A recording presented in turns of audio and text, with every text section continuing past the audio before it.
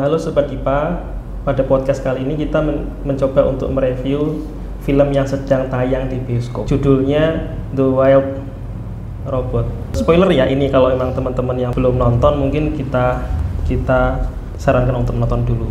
Cuma dalam bahasan kali ini kita tidak membahas masalah sinopsisnya, cuma kita bahas masalah pendalaman karakter dari tokoh utama di film The Wild Robot, yaitu Rozum 7134.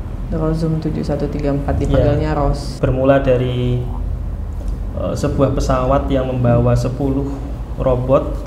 Di tengah jalan itu terkena badai, dan badai ini jatuhkan pesawat tersebut sehingga dari 10 robot itu hanya tersisa satu, yaitu Rozum 7134 itu. Dalam kondisi tertidur tersebut tidak sengaja dibangunkan oleh salah satu binatang. Si Rozum ini akhirnya tersadar di tengah hutan, di tengah para kumpulan binatang. Defaultnya dia itu diciptakan untuk memberikan pelayanan kepada manusia, tapi di hutan itu tidak ada manusia gitu. Jadi dia harus beradaptasi untuk melayani gitu. Sedangkan di situ adalah binatang. Di awal dia mengalami kesulitan karena dia nggak memahami bahasa binatang.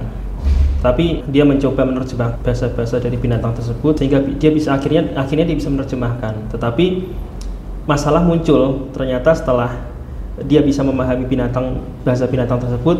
Rozum ini itu tidak begitu diterima begitu, dan binatang itu tidak, karena dia adalah robot pelayan ya, sedangkan para binatang ini tidak merasa butuh layanan dari Rozum gitu.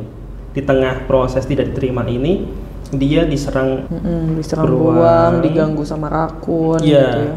Dalam perjalanan dia diserang beruang ini, dia tidak sengaja merusak sarang binatang angsa. Satu keluarganya angsa itu mati kecuali satu telur. Ya, dan telur ini dibawa sempat mau dicuri oleh rubah licik ya, namanya Flitz. Terjadi perebutan telur itu, akhirnya dimenangkan sama Ros. Tetapi di tengah itu dia diberikan saran oleh binatang yang punya banyak anak. Sehingga dia itu akhirnya punya misi gitu. Yang semula dia tidak punya kebingungan dengan tujuan, sehingga dengan masukan dari binatang yang punya anak ini, punya banyak anak itu ya. Iya, itu dia punya tujuan. Dan akhirnya dia meriset, membuat program kembali. Nah, inilah yang akan kita gali tentang programnya kembali, karena dia harus merawat dari telur menjadi binatang yang harus mandiri. Nanti kita akan hubungkan dengan analisa psikologi berkaitan dengan karakter, proses perawatan, proses pendampingan dari bayi menjadi orang dewasa yang dilakukan oleh figur ibu gitu ya. Ya, jadi kalau Ros itu mulai perjalanannya itu ketika telurnya menetas sih Pak. Dia menemukan telur, kemudian menetaskannya. Dia tanpa sengaja menetaskannya. Lalu ada si angsa kecil yang menganggap, karena angsa itu kan setiap kali anak angsa melihat objek pertama gitu ya di matanya, itu selalu dianggap sebagai ibu gitu. Nah, kebetulan anak angsa ini objek pertama yang dilihat adalah Ros ini, jadinya dia menganggap Ros itu ibunya, sedangkan Ros sendiri tidak memahami konsep itu gitu, tidak memahami konsep ibu gitu. Berdasarkan masukan dari Sogum ini, tugas dia adalah 3. Yang pertama itu membesarkannya dengan cara memberikan makan, yang pertama. Yang kedua itu mengajarinya berenang. Ya, melatihnya sampai bisa berenang. Dan yang ketiga adalah pendampingi dia sampai dia bisa terbang. Ya, dia diberikan batas waktu sampai musim dingin untuk semua tugas itu terselesaikan. Karena di musim dingin angsa ini harus bermigrasi gitu. Ros akan meriset program dia dari melayani manusia menjadi bagaimana dia membesarkan dan merawat seekor angsa. Tapi ini ya Pak, saat meriset itu ternyata seperti perempuan yang kemudian memiliki proses kehamilan dan proses punya anak ya, itu ada perubahan besar sih di programnya Ros. Jadi ada penelitian juga yang saya baca, perempuan itu berubah Pak, menjadi lebih emosional, lebih cemas gitu ya, ketika dia sudah memiliki anak setelah melahirkan itu. Dari orang yang mungkin bisa tidak peduli, tidak kemudian punya inisiatif untuk merawat, seorang perempuan itu bisa berubah menjadi figur yang pencemas dan sangat emosional ketika dia punya anak karena dia punya insting untuk merawat begitu. Kayaknya Rose juga ada kondisi begitu deh. Sebenarnya robot ini kan simbol ya. Sebenarnya dia itu bisa manifestasi dari seorang perempuan di mana dia ketika remaja, dari kecil remaja itu default programnya itu ya egosentrisnya besar, keakuannya kan tinggi, paling dia punya temen circle gitu ya, program-program remaja lah ya, ada konformitas teman sebaya dan sebagainya gitu. Tapi ketika sudah di titik dia punya hamil, punya anak, banyak hal dari diri perempuan itu yang direset lagi. Direset untuk meninggalkan sisi-sisi lamanya dia, meninggalkan sisi-sisi yang tentang egosentrisnya dia, tentang aku dan teman-temanku, kemudian aku versus ibuku versus bapakku, menjadi aku yang harus di titik merawat gitu.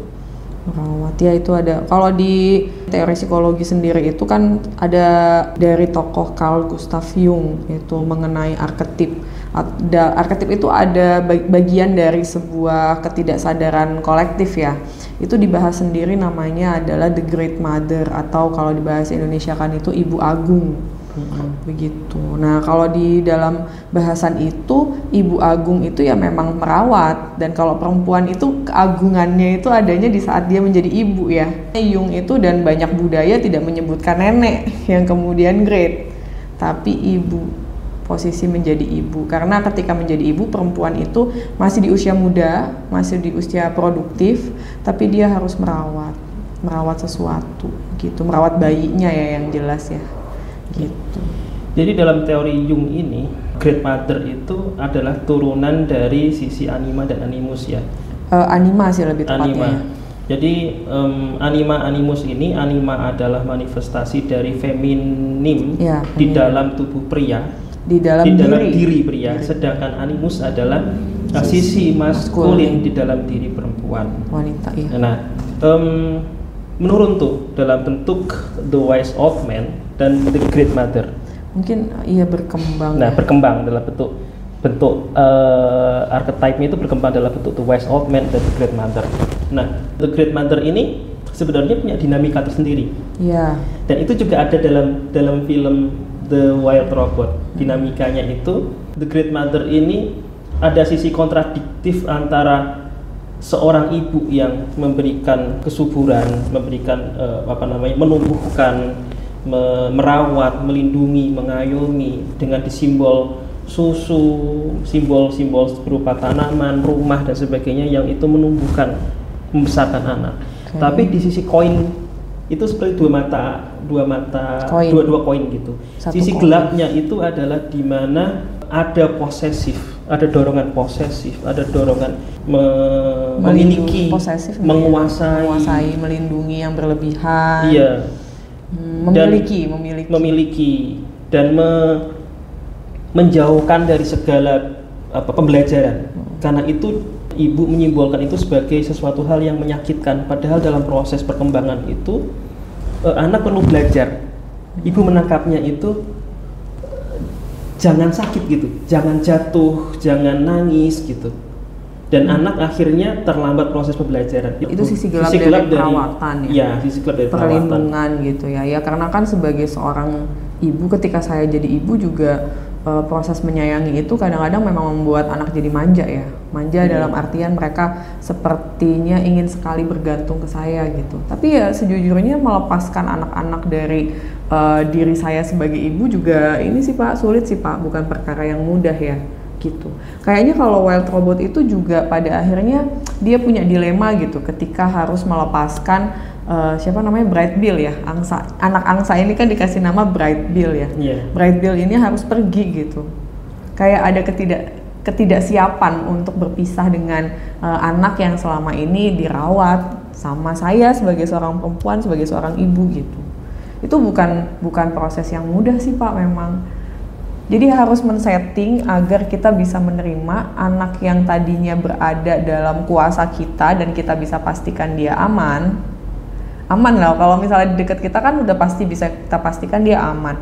Tapi dia harus dilepas untuk tumbuh besar yang di alam luar diri saya gitu ya, diri kita sebagai perempuan gitu, diri kami lah sebagai perempuan itu, saya tidak bisa memastikan lingkungan itu akan seaman yang saya ciptakan gitu. Saya ciptakan, saya pastikan gitu. Itu nggak mudah prosesnya. Ada sense lucu waktu Rose ini mengajari Black Bill berenang. Tangannya Rose itu bisa dicopot untuk dia diam-diam berada di dia mendorong Black Bill untuk bisa berenang. Banyak kejadian itu simbolnya sebenarnya. Tapi banyak kejadian di mana ibu melakukan hal serupa kepada anaknya. Misalnya apa? Di mana ibu ini diam-diam dengan bebasnya melepaskan anaknya. Di belakang itu dia bisa menyuruh kakaknya buat mengintip dia dari jauh, gimana tolong kondisikan anak saya biar adikmu gitu. Iya, beberapa anak memang pada akhirnya harus menemukan blunder dari perilaku ibunya sih. Kalau di scenes itu kan semisal terus-terusan tangannya Rose membantu Bright Bill, tentu Bright Bill nggak bisa berenang Pak, karena kan terus-terusan ditopang sebetulnya tanpa, mungkin kalau orang lain nggak ngelihat ya, tapi kan ternyata di dalamnya tangan itu menopang gitu. Nah banyak juga kejadian anak-anak yang beranjak dewasa dan masih terus ditopang sama ibunya tidak kemudian bisa punya problem solving gitu loh atas masalah yang harusnya dia bisa selesaikan kan gitu. Kejadian yang selanjutnya di mana Black Bill ini sudah besar, bisa berenang dan sudah bisa terbang. Kemudian proses terbangnya ini kan juga dikondisikan sedemikian rupa sehingga Rose ini sampai tengah malam, sampai pagi lagi, tengah malam lagi itu membangun landasan pacu. Dan itu privilege yang dibangun untuk anak sedemikian rupa biar di mana sosok ibu ini tidak ingin anaknya kesulitan dalam proses pembelajaran. Iya, itu kan sebetulnya bentuk kasih sayang sih Pak. Iya, padahal natural di mana binatang itu tidak perlu sejauh itu pun normalnya tetap bisa terbang. Tapi kalau nggak salah Bright Bill ini cacat loh. Dia lebih pendek, lebih kuntet ya dibandingkan angsa lainnya. Jadi karena kecacatan itu, sebagai ibu sih Rose ini saya pikir juga punya insting yang lebih kuat gitu loh untuk melindungi, untuk betul-betul menyokong begitu ya, menyokong anaknya agar bisa ngejar perkembangan yang udah dimiliki sama temen-temennya Bright Bill gitu. Beda kondisinya Bright Bill itu kondisi yang tidak umum. Dan seorang ibu itu punya insting bahwa anak saya ini perlu tambahan dukungan, sehingga perjuangannya Rose itu juga menjadi lebih luar biasa ya. Mungkin angsa lain bisa dalam satu kali waktu terbang atau berenang gitu ya, tapi Bright Bill ini karena dia cacat, dia sampai kalau istilahnya mungkin dilesin gitu ya Pak, dipanggilin guru, iya kan ada scene-nya kan, dia disuruh belajar ke siapa, terus dia dikasih tahu sama burung hantu. Dia dikasih tahu kan bahwa nanti kamu harus bertahan untuk tetap terbang sampai berapa jam gitu, dari pagi sampai sore.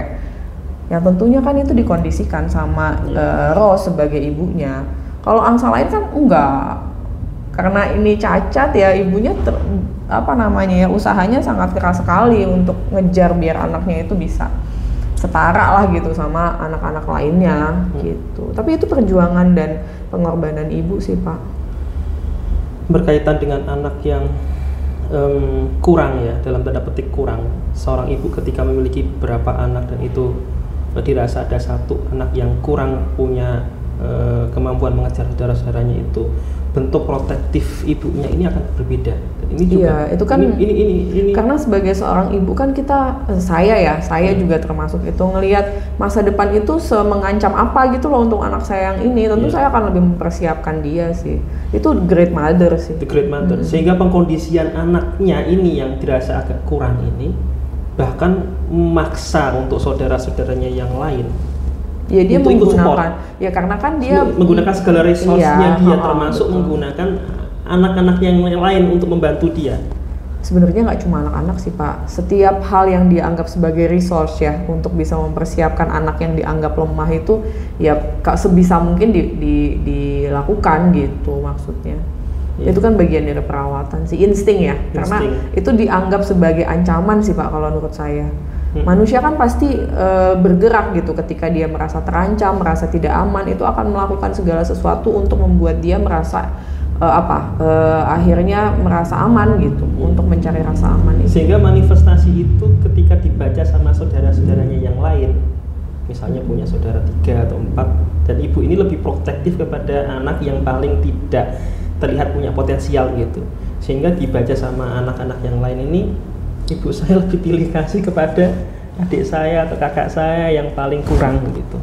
Nah itu juga memunculkan konflik, tapi konflik itu muncul dari dinamika di great mother tadi, rasa sayang, rasa mengayomi, melindungi, tapi di sisi lain ketika rangkulannya terlalu erat gitu, anak yang kurang ini pun punya potensi untuk tidak berkembang juga.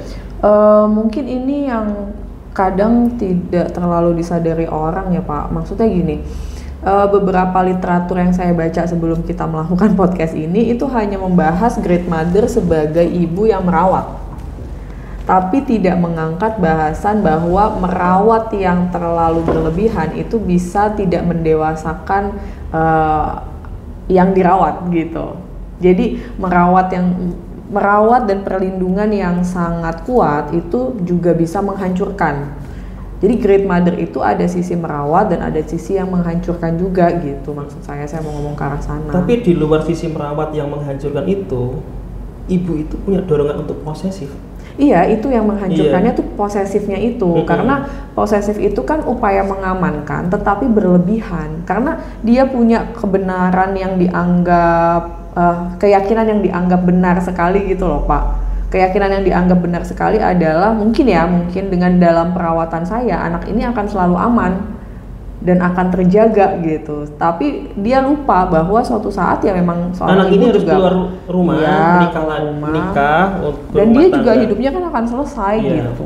Terkadang itu memunculkan konflik ketika seorang ibu melepaskan anaknya untuk keluar rumah, entah itu kuliah, entah itu menikah, karena dorongan posesifnya ini adalah sisi gelap dari the great mother. Tapi sebetulnya lebih dulu sebelum melepaskan dia kuliah atau menikah, melepaskan saat berhenti menyusui aja itu udah berat Pak. Melepaskan dia pindah kamar misalnya, nggak dalam pelukan lagi itu udah berat loh. Menyadari bahwa anak itu tidak mau dipeluk lagi di hadapan teman-temannya aja itu juga udah berat loh. Jadi sebetulnya banyak sekali proses melepaskan yang sebenarnya perempuan atau seorang ibu itu harus jalani. Kan ada ibu-ibu yang gagal untuk menyapih, Bapak tahu kan? Ada ibu-ibu yang gagal membuat anaknya itu bisa berteman dengan para remaja. Dan ada lagi ibu-ibu yang gagal melepaskan anaknya untuk berkeluarga. Sehingga si anak bingung, saya harus pilih yang mana, ibu saya atau istri saya. Ya kan? Itu kan hasil dari posesif, sisi merawat yang kemudian berlebihan, dari yang tadinya merawat malah jadi menghancurkan si anak. Jadi itu adalah analisa dari teorinya Jung yang berkaitan dengan great mother ya. Dalam implementasi di lapangannya ya kasus-kasus itu bisa muncul gitu. Iya, dan sebagai seorang ibu kesadaran bahwa suatu saat saya harus melepaskan anak ini ya harus ada. Kalau enggak ya anak yang dirawat itu tentu akan menjadi lemah karena terlalu bergantung, dependen dengan figur ibu. Figur ibu tetap akan menjadi great, tetap akan menjadi agung, tetap akan menjadi kuat gitu. Tapi anaknya belum tentu, kan gitu. Dalam film The Wild Robot itu kan pada akhirnya Rose-nya melepaskan.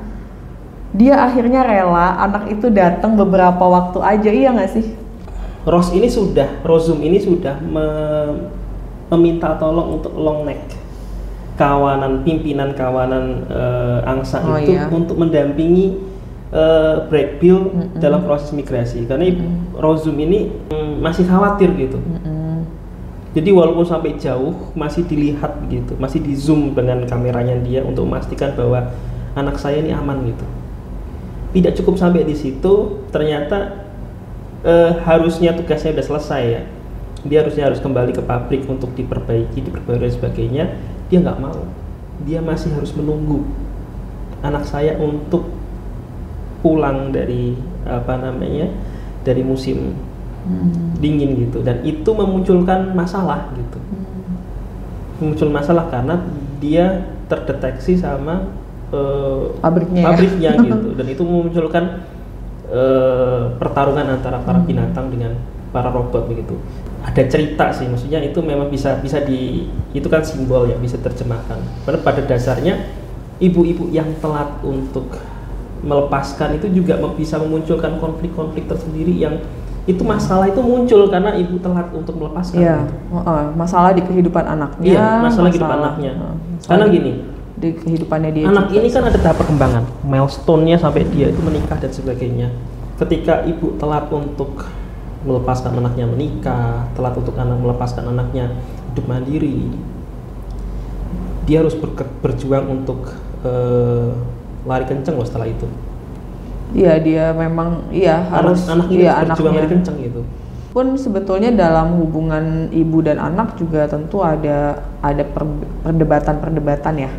Si anaknya itu kan pengen pergi ya, Bright Bill itu pengen pergi ya, tapi Rose menganggap dia nggak cukup kuat gitu kan untuk pergi. Iya gitu, dari situ timbul juga tuh pertengkaran antara anak sama ibu gitu.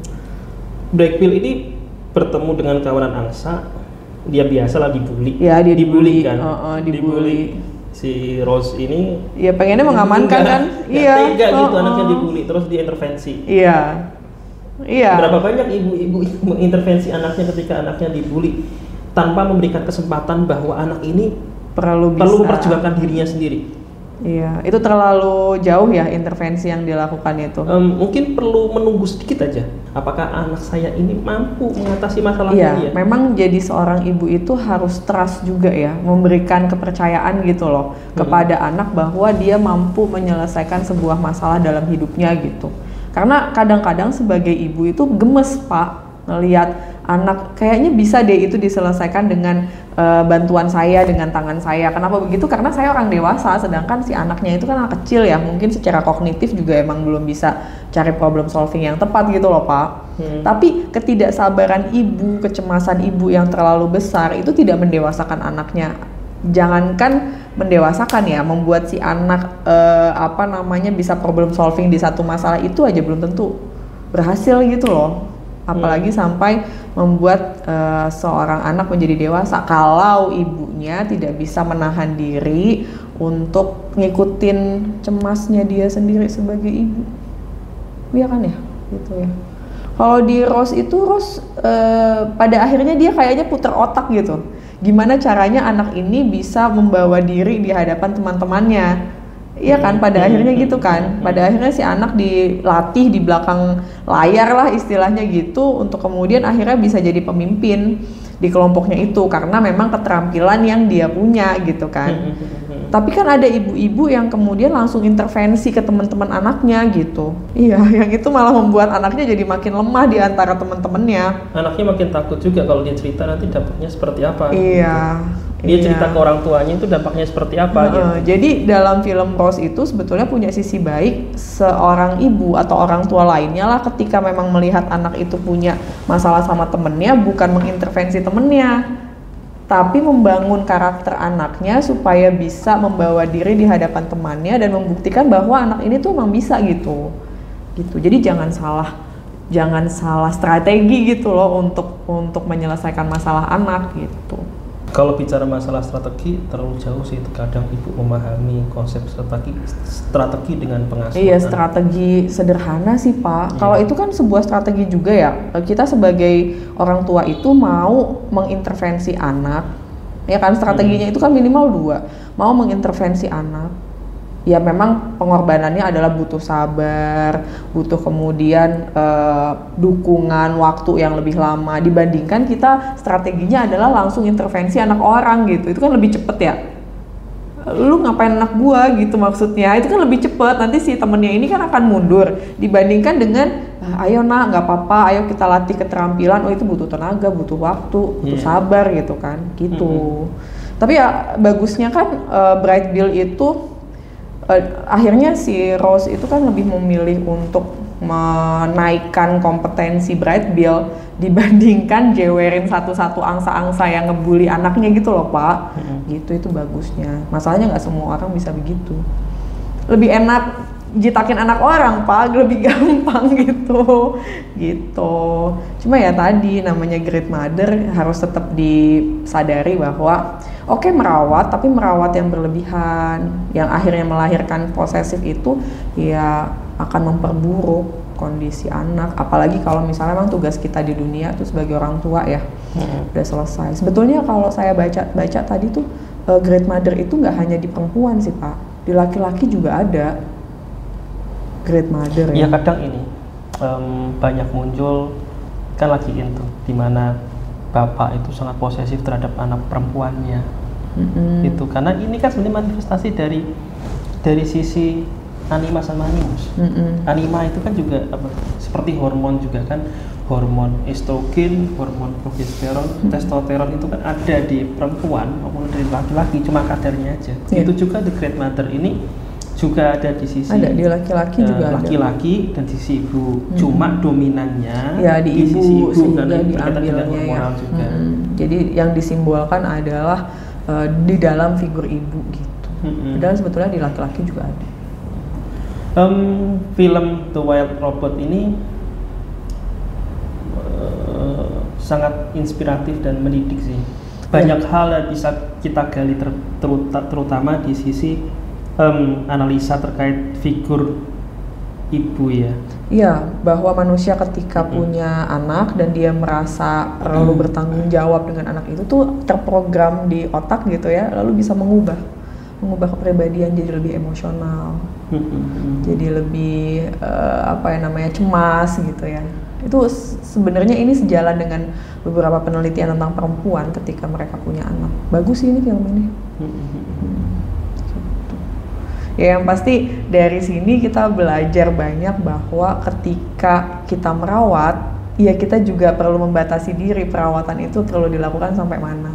Karena ketika merawat kita nggak bisa berharap lingkungan anak kita menjadi steril, sangat bersih gitu ya, sangat tidak ada yang mengganggu. Gitu. Itulah sisi koin dari The Great Mother. Itu ada The Wise Old Man, di mana The Wise Old Man ini juga dibutuhkan untuk bagaimana mendampingi the great mother sehingga sisi-sisi kelamnya juga terbantu gitu. Karena baik the wise old man ini ada di sisi laki-laki maupun perempuan, the great mother juga ada di sisi laki-laki maupun perempuan, cuma kadarnya ini yang menjadi orang tua itu juga perjalanan dan proses belajar sih. Nggak ada yang tiba-tiba bagus jadi orang tua tuh nggak ada. Bagus jadi orang tua itu karena orang itu mau belajar menjadi orang tua. Kan ada ya Pak, udah tua tapi dia tetap nggak bisa jadi orang tua tuh ada juga. Iya. Termasuk jadi orang tua tapi nggak mau melepaskan anaknya untuk berkembang dan tumbuh ya. Iya ada. Begitu Sobat Dipa untuk podcast hari ini berkaitan dengan analisa film The Wild Robot berdasarkan teori The Great Mother dari Carl Gustav Jung, tokoh psikologi analitik ya. Psikoanalitik ya. Mungkin itu podcast hari ini. Semoga bermanfaat. Masukan dan saran silakan di komentar. Sekian, terima kasih.